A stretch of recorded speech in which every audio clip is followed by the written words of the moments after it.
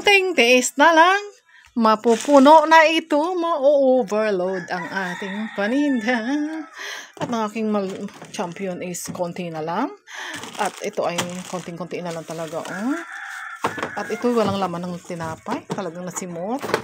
At ang Lucky Magkius, 4 na lang. At itong sisters is walang bawas. Merong isang buta. Tapos ito, posporo. Wala din bawas ng posporo, pero ito malakas kasi nga ang daming lamok dito sa amin.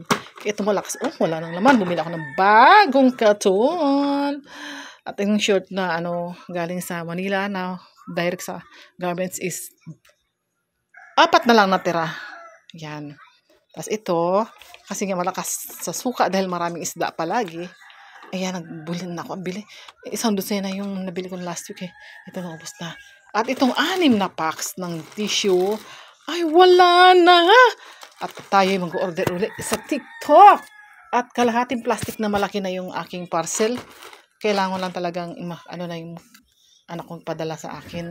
At ito yung ina-affiliate ko. Ito tayo. Ito yung ina-affiliate ko kasi TikTok. Yan. At next week is dadami ang asin natin. Magiging 1 sako yan. At ito is masyado pang marami talaga siya. Sabon. Hindi ko alam kung paano ito kasi ang dami. Nagkakadikit-dikit na. Yan. Ang sort na lang talaga siya ang mabilis ng ubos kasi madalas maglaba. Ang mga ninuno ng ating mundo ay madalas maglaba. Para walang labahin. Ito, Colgate at paste ito. At sa ilalim is lalagyan din ng mga sunrocks at mga At ito magiging mga dilata itong sunod ang mga malalagyan ko. Yeah. Kaya nga po, hindi ko tinatanggal kahit yung sinabi nilang background ko is dahil po dati pong tindahan talaga to. Ito yung mga sabitan po ng mga sitsirya at ito yung mga sabitan ng sitsirya din po. Tapos ito, lahat po ito ay pinupuno.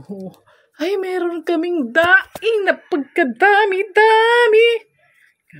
Oh, tingnan mo. Kaya dyan, bagong gawa. Daing yan na matambak. Matambak ka, daing na matambak. Ang dami, oh. Ay, grabe, ah. Ibig sabihin, madaming huling matambakat, eh. Madami talaga, oh. Halos 2 kilo yata ito. Bigat, eh. Yan, so, you see? Yan, kaya yung tindahan na yan, mapupuno yan. At pupuno tayo ng paninda. Makuha ko yung pera ko yung sa bahay. Sana dumating na magbibigay sa akin ng pera sa bahay. Yung binenta kong bahay ng milyones na ang halaga ngayon. Grabe, ah. Yan. Yun.